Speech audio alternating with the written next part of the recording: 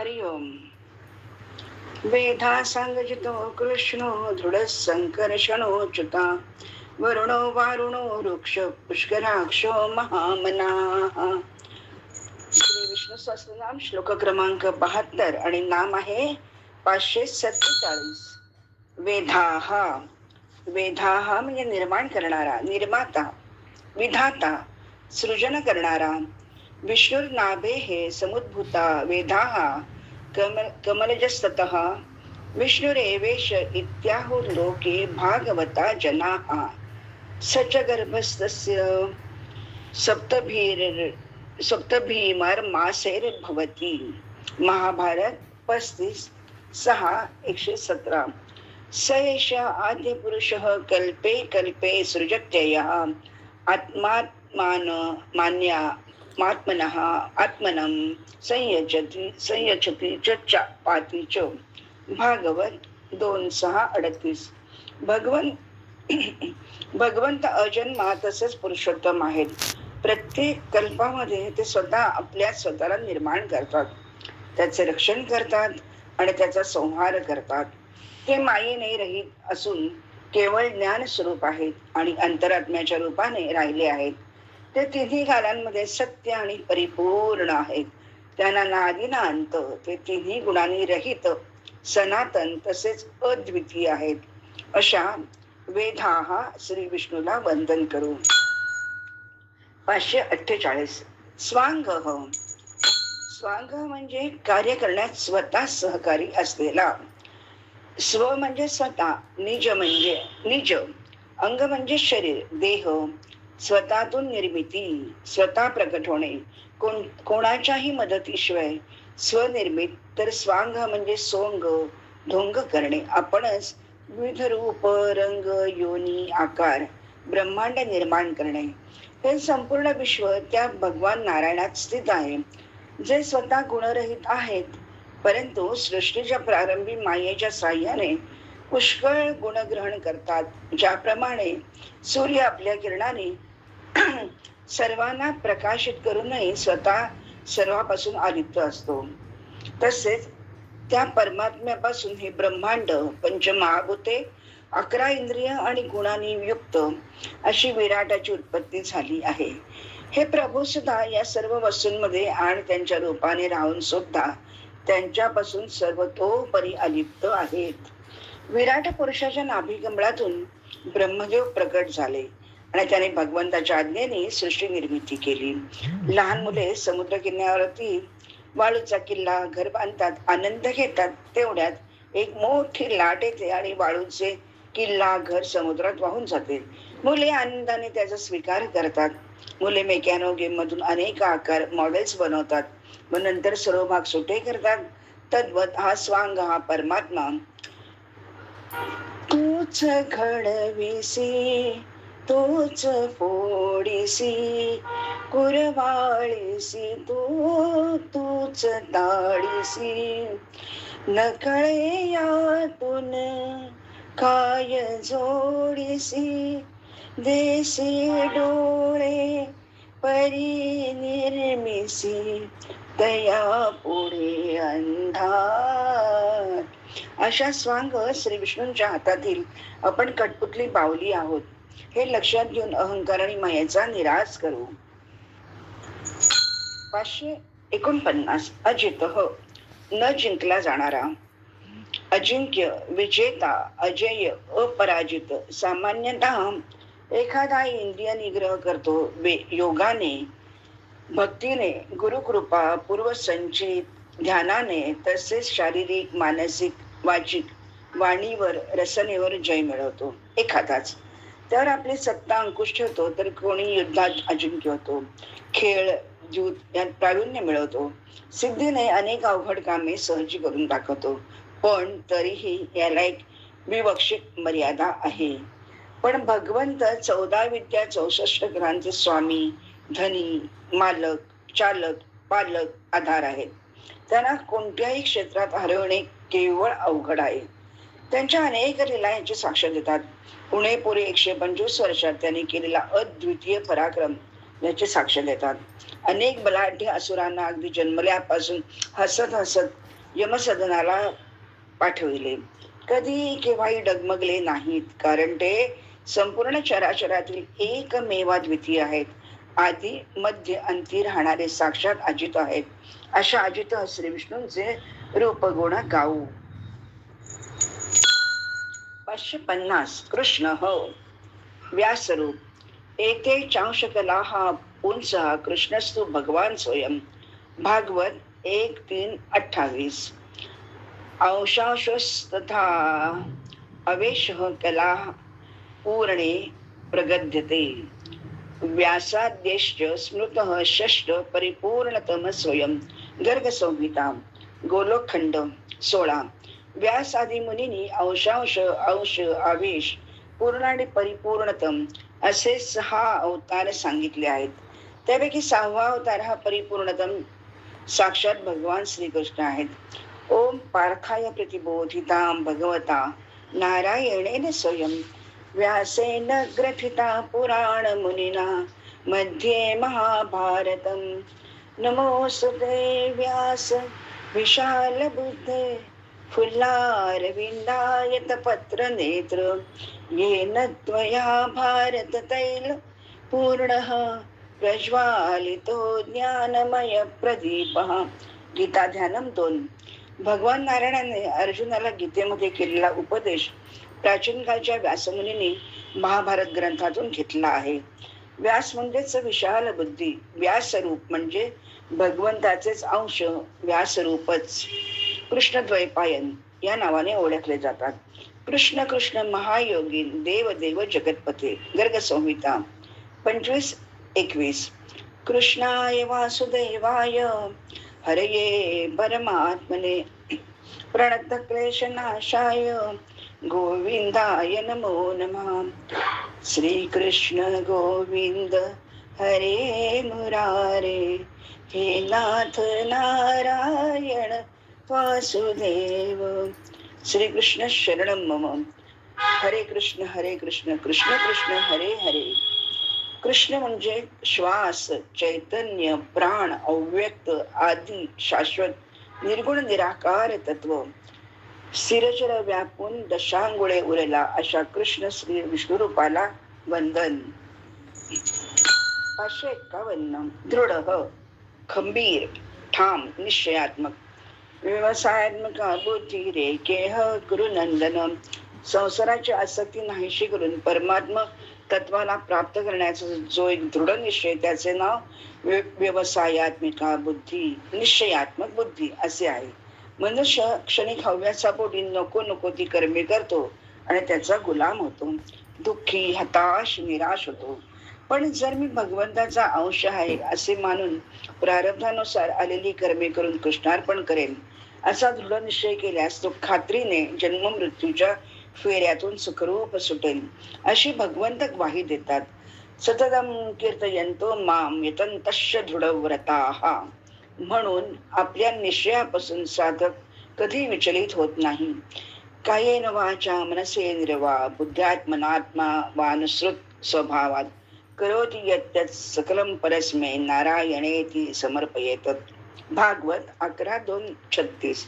शरीराने, वाणीने, मनाने, इंद्रियाने, बुद्धीने, अहंकाराने अथवा अनुकूल स्वभावाने मनुष्य जे जे करेल ते सर्व परमपुरुष भगवान नारायणासाठीच आहे या भावनेने त्यांना समर्पित करावे असे दृढ श्री विष्णू आपल्याला मोक्षासाठी वारंवार सांगतात. 553 संकर्षणोच्युतः. संहाराच्या वेळी सर्वांना स्वतःमध्ये आकर्षण घेणारा व न ढळणारा. संकर्षण म्हणजे मोहित, आकर्षण. कृष्ण म्हणजे कर्षती, आकर्षयती सर्वान जीवान. इथे कृष्ण अच्युत म्हणजे ठाम, अटळ, स्थिर, कायम. संकर्षण व अच्युत पूर्वी नाम विवरण झाली आहे. उत्पत्ती, स्थिती, लय हा सृष्टीचा नियम आहे. एकोहम बहुश्याम ते अहमेवाक्षय कालो मृत्यू सर्व हरश्चाहम उद्भवश्य भविष्यताम कालोस्मी लोकक्षयकृत प्रवृद्धो. गीता 10:34-11-32.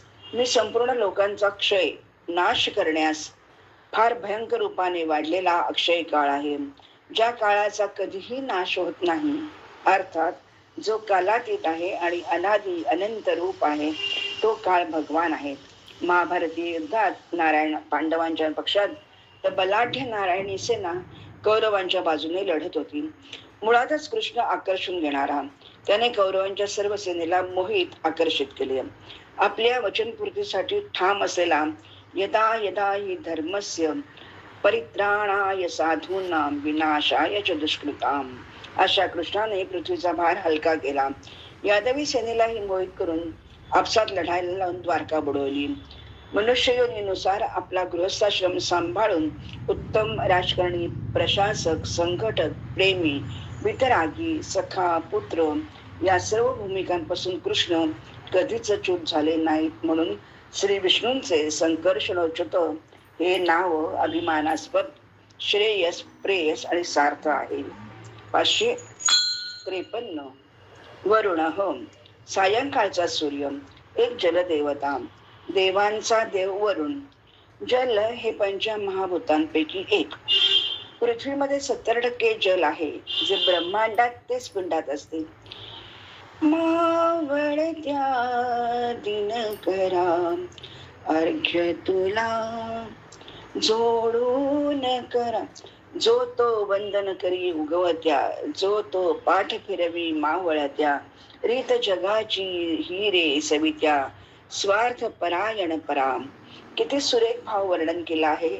उगवत्या सूर्याला सगळेच वंदन करतात, कारण सर्व दिनक्रम त्यावर अवलंबून असतो. पण अस्ताला जाणाऱ्या सूर्याकडे सर्व पाठ फिरवतात. सायंकाळचा सूर्य वरुण नेहमीच उदास कातर वाटतो, मनही हळवे झालेले असते. आपणही म्हणतो कातरवेळ, तिन्ही सांजा. सकाळचा अरुणोदय व संध्याकाळचा सूर्यास्त म्हणजे वरुणोदय.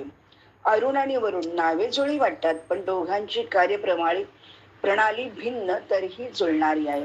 अरुण दिवसाची सुरुवात करतो, तो वरुण सायंकाळचा संकेत करतो. अरुण सकाळी सौम्य, दुपारी भास्कर, तर संध्याकाळी शांत शीतल वरुण. अशी दिनरात्रीची विभागणी आहे. जंगलातील काचवे, नभातील तारे, घरातील पंटी यांच्या साह्याने रात्र सरते, ती उगवत्या सूर्याची वाट पाहतच. आपले आयुष्यही असेच आहे ना. सकाळ बाल्य, दुपार तारुण्य, संध्याकाळ कातर. हळवे झालेले मन सतत सोबतीची कोणाची तरी आतुरतेने वाट पाहत असते. रात्र नकोशी वाटते. कसे तरी अनामिक चिंता, हुरूर, अस्वस्थता सोबत करीत असते. ढळला रे दिन सखया, संध्या छाया भिवविती हृदया. भारत आंब्यांची हृदयस्पर्शी कविता खूप काही सांगून जाते. आठवण करते की तुझा वरुण काळ जवळ आलाय, सावध हो. सगळ्यात आनंद मान आणि म्हण, संध्या छाया रमविती रिजविती तुझा लांब. घाबरू नकोस. अशा श्री विष्णूंच्या वरुण रूपाला सलाम करू. 554. वारुण वसिष्ठ रूप. वसु म्हणजे संपन्न, समृद्ध. वसिष्ठांकडे अद्भुत सामर्थ्य असलेली एक कामधेनू नावाची गाय होती. वसिष्ठांचा जन्म मित्रावरून या देवापासून झाला, असे ऋग्वेदात म्हटले आहे. त्यामुळे सना मैत्रावरुण किंवा मैत्रावरुणी असेही म्हटले आहे. एकदा मित्रावरुणाने उर्वशी पाहून रेतस्खलन झाले व त्याने एका कुंभात ठेवले. त्यातूनच आधी अगस्त्य ऋषींचा आणि नंतर वसिष्ठांचा जन्म झाला. वसिष्ठ हे ब्रह्मदेवाच्या 10 मानसपुत्रांपैकी एक होत. अरुंधतीला वसिष्ठांपासून 100 पुत्र झाले. त्यातील शक्ती हा ज्येष्ठ. शक्तीला पराशर आणि पराशराला मत्स्यगंधी पासून कृष्णद्वैपायन म्हणजेच व्यास या पुत्राचा जन्म झाला. वसिष्ठाने ऋग्वेदात वरुणाला उद्देशून लिहिलेल्या सूक्ताचे महत्व फार मोठे आहे. उत्कट भावनेने भारलेली ही उदात्त सूक्ते पाहता वसिष्ठ हे भक्तिपंथाचे प्रवर्तक ठरतात. ऋग्वेदाच्या 7व्या मंडळातील 86व्या सूक्तामध्ये वसिष्ठ स्वतःला पापमुक्त करावे म्हणून वरुणाची याचना करीत आहेत. वरुण त्यांच्यावर रुष्ट झाल्याचे त्यांना कळले आहे. हे सूक्त भक्तिपंथाच्या परंपरेत बसणाऱ्या एखाद्या उत्कट भावपूर्ण रचनेसारखे वाटते. सर्व भावे देवाला शरण जाण्याची भावना आणि देवाच्या सानिध्याची ओढ ही भक्ती भावनेची 2 महत्वाची वैशिष्ट्ये या सूक्तातून प्रत्ययास येतात. वरुण आणि भक्त यांचे संबंध अत्यंत निकटचे असल्याची कल्पना या सोक्तावरून येते. वरुणाचे आपल्या भक्तांवर नितांत प्रेम आहे. भक्त हा धेनुवत्स आणि वरुण हा धेनुवत्स पालक गोपाल आहे. अशा वारुण श्री विष्णूंना वंदन करू. 555 वृक्ष अचल स्थिर सजीव संपत्ती अश्वत्थ सर्व वृक्षाणाम. गीता 10:26. ऊर्ध्वमूलमधशाखम अश्वत्थम प्राहुरव्यम. गीता 15:1. अश्वत्थ वृक्ष म्हणजे वटवृक्ष. या वृक्षाचे वास्तविक रूप या जगतात अनुभवता येत नाही. याचा आधी अंत आधार कोणीही सांगू शकत नाही. परंतु मनुष्याने खोलवर मुळे गेलेल्या वृक्षाला निश्चयाने अनासक्त रूपी शस्त्राद्वारे छेदून टाकले पाहिजे. या वृक्षाचा शोध घेताना आधी कुठे हे देखील तो जाणू शकत नाही. मी माझ्या पित्याचा पुत्र आहे, माझे पिता अमुक पित्याचे पुत्र आहेत, अशा रीतीने शोध केल्यानंतर मनुष्य गर्भोदकशाही विष्णूंच्या नाभिकमलातून उत्पन्न झालेल्या ब्रह्मदेवापर्यंत पोहोचतो. शेवटी या प्रकारे मनुष्य पुरुषोत्तम भगवंतापर्यंत येऊन पोचतो, तेव्हा त्याचे शोध कार्य समाप्त होते. भगवज्ञानी व्यक्तींच्या सत्संगाद्वारे मनुष्याने या वृक्षाचे अगदी पुरुषोत्तम भगवान यांचा शोध घेतल्याने तो वास्तवतेच्या या मिथ्या प्रतिबिंबापासून हळूहळू अनासक्त होतो आणि ज्ञानाद्वारे संसार वृक्षाशी असणारा संबंध छेदून वास्तविक वृक्षांमध्ये स्थिर होऊ शकतो. संसाराला वृक्षाची उपमा दिली आहे. तो स्थिर राहून सतत वाढत असतो. त्याचे बीज अर्थात परमात्मा आहे. माऊलीमुळे पवित्र झालेल्या अजान वृक्षाची पाने व फळे मृत्यूला जिंकण्याचे सामर्थ्य ठेवतात, असे एकनाथ महाराजांनी वर्णन केले आहे. ज्ञानेश्वर माऊलींनी समाधीच्या वेळेला याच वृक्षाची काठी आपल्या बाजूला ठेवली होती. माऊली तेथे चैतन्य रूपे स्थिरावली व त्यापासून पवित्र अजान वृक्ष फोफावला. तर तुकाराम महाराज वृक्षवल्ली आम्हा सोयरे वनचरे अशी साक्ष देतात. साग, चंदन वृक्ष अर्थात हे सर्व वृक्ष अचल स्थावर जंगम यात येतात. वृक्षात भगवंताचा वास असतो, त्याचेच गुण त्यात असतात. लावणाऱ्याला, कापणाऱ्याला औषधोपचार, सावली, सरपण, फळ, फुलं, बिया, पक्षी, कीटक, फुलपाखरे सर्वांना सुगंध, सुख आश्रय देतो. निसर्गाचा समतोल राखतो. अशा श्री विष्णूंचा वृक्षात वास असतो. 556 पुष्कराक्ष. पुष्कराक्ष म्हणजे हृदय कमलात चिंतन केल्यावर प्रकट होणारा. पुष्कर म्हणजे कमळ, नीलकमल, कर म्हणजे हात, अक्ष म्हणजे नीलनेत्र. विष्णूला हृदय कमळ, नीलकमल, नाभी कमल, नेत्र कमल, पदकमल, करकमल, मुखकमल अशा कमळाची उपमा देऊन अनेक नावाने ओळखले जाते. राजस्थानात एकमेव ब्रह्मदेवाचे मंदिर आहे. कमल हे निर्लिप्त, मोह पवित्र आहे. कमळात लक्ष्मीचा वास असतो, ते विष्णूला वाहतात. पुष्कराक्ष ही योग्याची ध्यानावस्था आहे. भौतिकाचा त्याग करून योगी जेव्हा हृदयातील भगवंताचे ध्यान करू लागतो, तेव्हा कुंडलिनी जागृत होऊन एक एक चक्र जागृत होते. षट चक्रांपैकी हृदय चक्र म्हणजेच अनाहत चक्र. येथे सोहम हंसह नाद येतो. तो तूच आहेस स्वरूपाचे, म्हणजेच जीवात्म्याला शिवात्म्याचे दर्शन होते. हृदयात एक ज्योतिरूपाचा चैतन्याचा साक्षात्कार होतो. गुरुजी मैं तो एक निरंजन ध्याऊ ध्याऊ ध्याऊ. गोरखबाणी. अशा पुष्कराक्ष श्री विष्णूंचे निरंतर ध्यान करू. महामनः. 557 महामनः. उत्पत्ती, स्थिती आणि लय केवळ संकल्पाने करणारा, उदार उच्च विचारांचा, मोठ्या मनाचा, नंदस्त्वात म्हणजे उत्पन्ने, जाता राधो महामनः आहो विप्रान वेद ज्ञानास्नात शुचिरलंकृत. भागवत 10:51. वसुदेवाचा पुत्र कृष्ण तोच नंदाचा आत्मज. आत्मा आल्हादित झाला, कारण आत्मा सदैव प्रफुल्लित असतो. साक्षात भगवान मधुर एक चतुर्भुज रूपात वसुदेव देवकीसमोर प्रकट झाले. व द्विभुज बालक रूपात गोकुळात प्रकट झाले, जो उत्पत्ती स्थिती प्रलय करतो, हा एक गर्भित अर्थ होतो. उदारनंद महाराजांना मुलगा झाल्याचे कळताच अतिशय आनंद झाला. जन्मादस्य यतोन्वयादितरत चार्थश्वभिज्ञेश्वराट. भागवत मंगलाचरण 1:1:1. या विश्वाचा जन्म परमात्म्यापासून होतो. हे विश्व त्याच्याच आधारावर चालते आणि त्याच्यातच नाहीसे होते. सच्चिदानंद रूपाय विश्वोत्पत्त्यादी हेतवे. भागवत महात्म्य 1:1. जगाची उत्पत्ती स्थिती विनाशाच्यामुळे होतो. अणुरेणीया महतो महीयान. एकोहम द्वितीयो नास्ति. एकोहम बहुश्याम प्रजायेय. अहमेवा समेवाग्रे नान्येत सदसत्परम. चतुश्लोकी भागवत 2:9-32-35. सृष्टी रचनेपूर्वी हे विश्व म्हणजे आत्म्यांचे आत्मा आणि त्यांचे स्वामी एकमेव परमात्मा हे होते. जे काही प्रत्यक्ष अथवा अप्रत्यक्ष वस्तू आहे ती सर्व शक्तिमान परमात्माच आहे. आत्मैव तदितं विश्वं सृज्यते सृजती प्रभु. त्रायते त्राती विश्वात्मा रियते हरितीश्वरा. भागवत 11:28-6. अहम कृष्णस्य जगत प्रभव प्रलय सता. गीता 7:6. या स्थावर जंगमरूप जगताला मीच उत्पन्न करणार आहे, मीच उत्पन्न होणार आहे आणि मीच नाश करणारा आहे आणि मीच नष्ट होणारा आहे. कारण माझ्याशिवाय संसाराचे दुसरे कोणतेच कारण आणि कार्य नाही. जी काही सृष्टी प्रतीत होत आहे तिचे निमित्त कारणही तेच आहेत आणि उपादान कारणही तेच आहेत. अर्थात तेच विश्व बनतात आणि तेच विश्व बनवतात. ते रक्षक आहेत आणि रक्षित आहेत.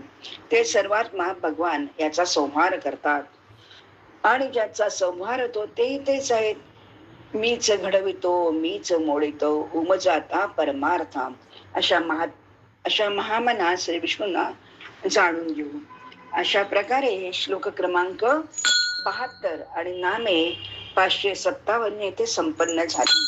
हरिओम.